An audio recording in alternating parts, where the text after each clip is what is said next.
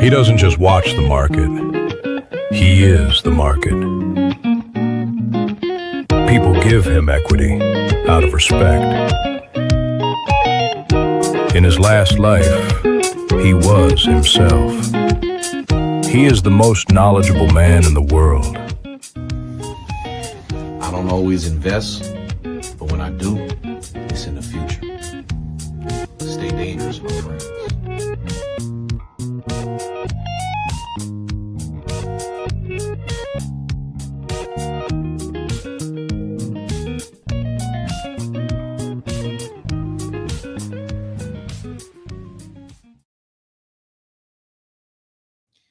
Welcome to the Wealth Mindset. My name is jdgarnier. I am the most knowledgeable man in the world. And the one thing I have come to recognize and realize is wealth is not how much you acquire. Wealth is who you become. You are the wealth. It's not your investments. It's not your real estate. It's not your business. It's you. And before you have any of those things, you have a unique and specific set of talents, abilities, gifts, ideas, habits, disciplines, and inclinations that form the basis of everything that you do in this world. And once you tap into that, you build wealth in your life. So you are the wealth. That is my mantra. That is my message through and through. Now listen, man, first things first, if you like my message, if you like what I talk about, please follow, like, subscribe, and share the content. That's the only other way people are going to hear it. You know, I talk about wealth here, and so many times I talk about the path to it, how to think about it, how to acquire it, how to position yourself in life to be able to get wealth, because it's more than just getting riches. The thing that I'm pleased about is, for the most part, I think we know how to get to the bag. I think we know how to make money. The second part of that is protecting it. The other part of it is preserving it. But what I want to talk about today is the unseen tax. How mental traps steal your financial freedom. The unseen tax. See, there's a saying that when you have more money, you have more problems. And a lot of people rebut that by saying, give me those problems. Because they believe that just the money alone is enough to solve everything that they're trying to do.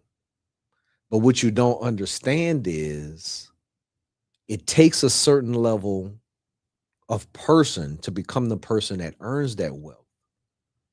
But then there's also mental and emotional challenges with being able to keep it. And those are the things that most people aren't ready for.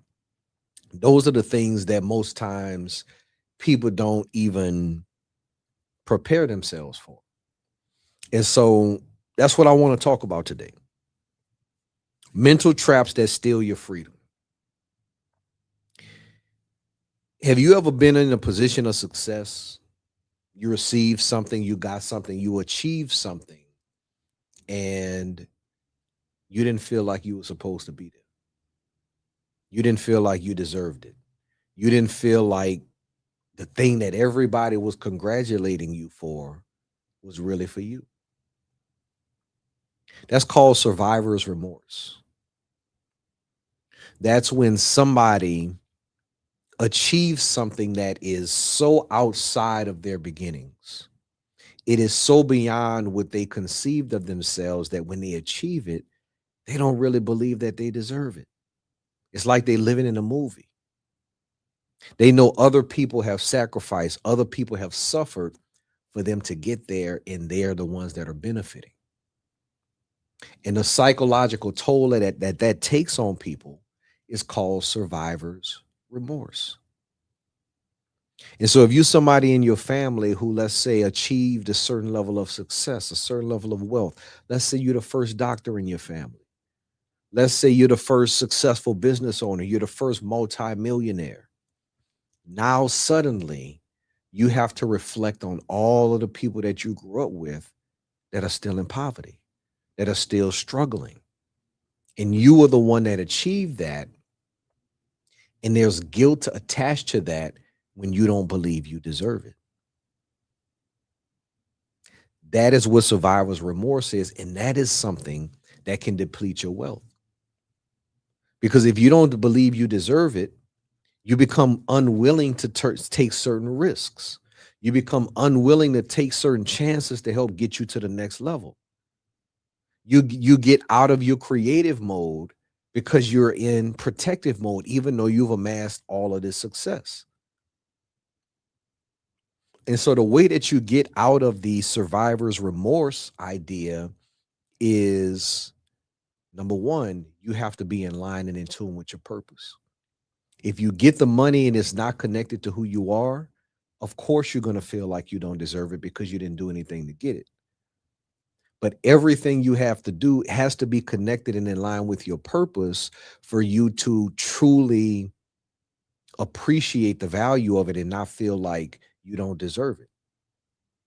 Anybody who gets something that they don't feel like they earn, that they work for, no matter how happy they are to get it, you are not going to feel a level of fulfillment because you know you didn't do any work to get it. And so that idea by itself is negated when you are connected to your purpose, when you're doing what you're supposed to be doing, right? When you are in tune with who you are, when all of the work you're putting in to achieve this success is connected to the person that God called you to be, and you're not just doing something for money. When you just do it for money and it happens, that survivor's remorse kicks in. But when you're living in your purpose, you know that you're supposed to be there. You know that it's for you. And so that's how you overcome that. But if not, that's something that can deplete your energy. It can deplete your emotions. It can take away from the very thing that gave you all of that success. And so that's an unseen tax. That's a mental trap. The next trap I want to talk about is the superhero trap. You suddenly achieved all of this success, and now you feel like you have to save everybody. You feel like you have to be the one that's going to take charge and change everybody's life. And it just don't work like that. God called you to do something, and of course you want to commit your time and your energy and your resources to making other people's lives better, but you cannot save everybody. You cannot use all of your gifts and talents to put people in positions that they don't want for themselves. If you are a moving object, people have to be able to move with you. Otherwise, they're going to get left behind. And so you can't be a hero to everybody. You can't play superhero. As much as you want to help, I cannot tell you the amount of people that I've helped in my life, the amount of people who I wanted to help change their life, the amount of money I've given, the amount of advice I've given, the amount of time that I have spent, pouring into people because I saw something in them that they didn't see. But you can't make people move on their own. You just can't do it. And so you have to get out of the mindset that you have the ability to change everybody's life. Use your gifts to add value to other people.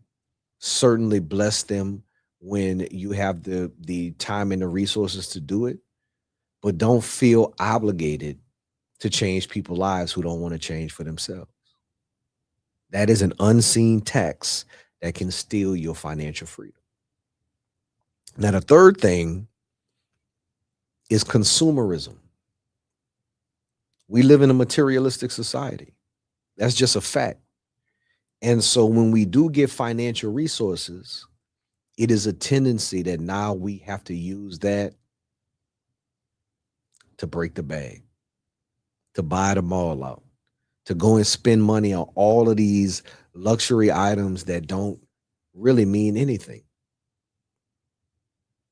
My cousin used to say, at best, we buy things we don't need to impress people we don't like with money we don't have. And so what happens then is you become a victim to labels. You become a victim to identity. You become a victim and attached to this image of luxury. And now this is just a repeated cycle. And all of your money is going to buying things and spending money that you really don't have to spend.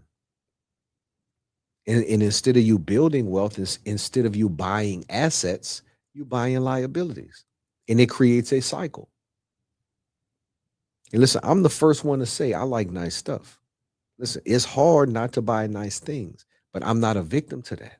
I don't need that. And so consumerism is where athletes and entertainers fall into it, right? Spending hundreds of $1,000s of on cars that depreciated in value instantly, right? Spending tens of $1,000s on jewelry that is now worth a tenth of what they're spending on, right?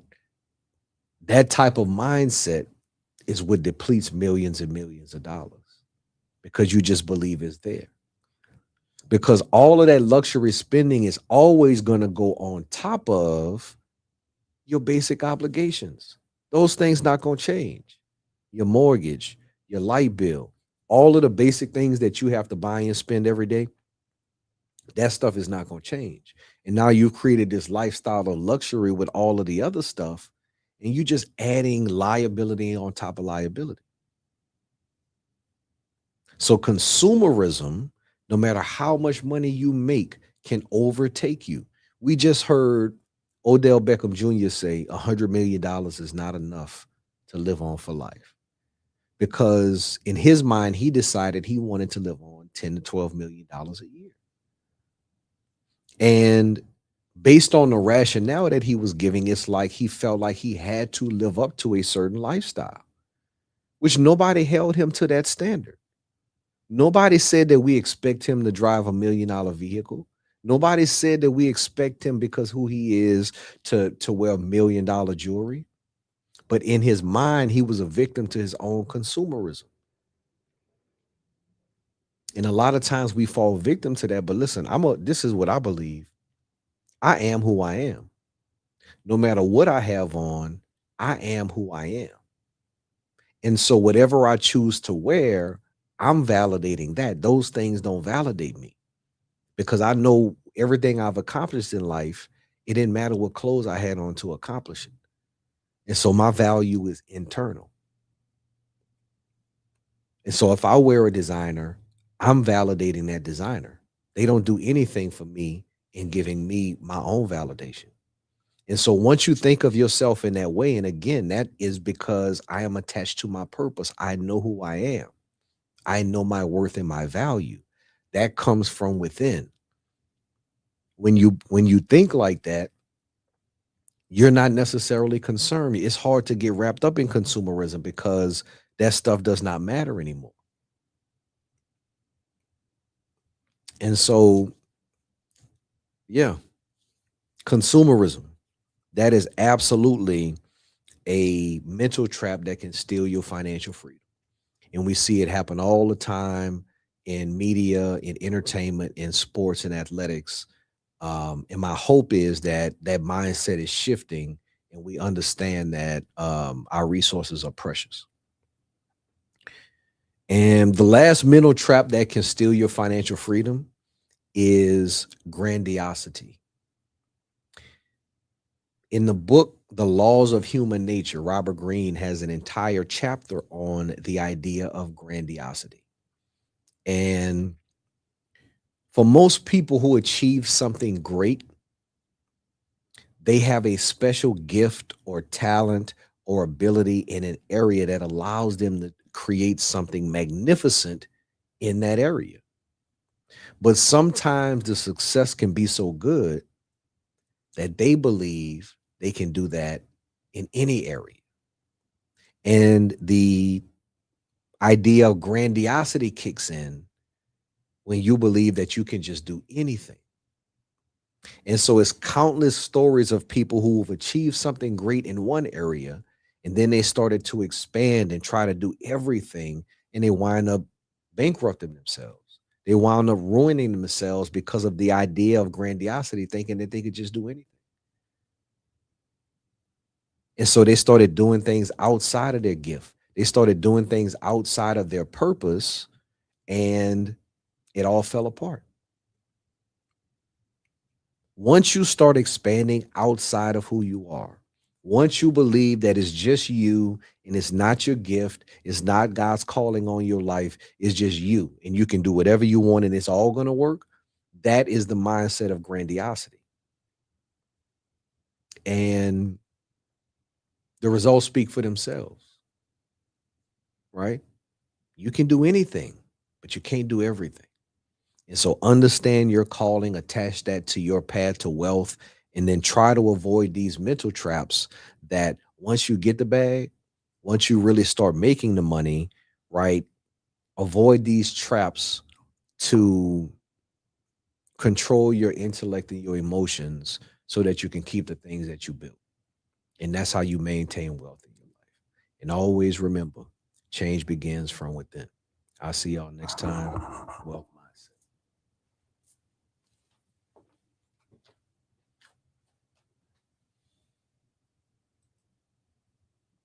If God is for us, then who is against us? Conspiracy or not, strategize and plot. Buy back your block, real estate and stocks. Stack what you got, hold down your spot. Strike while you hot and think the man up top. Conspiracy or not, strategize and plot. Buy back your block, real estate and stocks. Stack what you got, hold down your spot. Strike while you hot and think the man up top. Conspiracy or not, strategize and plot. Buy back your block, real estate and stocks. Stack what you got, hold down your spot. Strike while you hot and think the man up top. Conspiracy or not, strategize and plot. Buy back your block, real estate and stocks. Stack what you got, hold down your spot. Strike while you hot and think the man up top. Conspiracy or not, strategize and plot.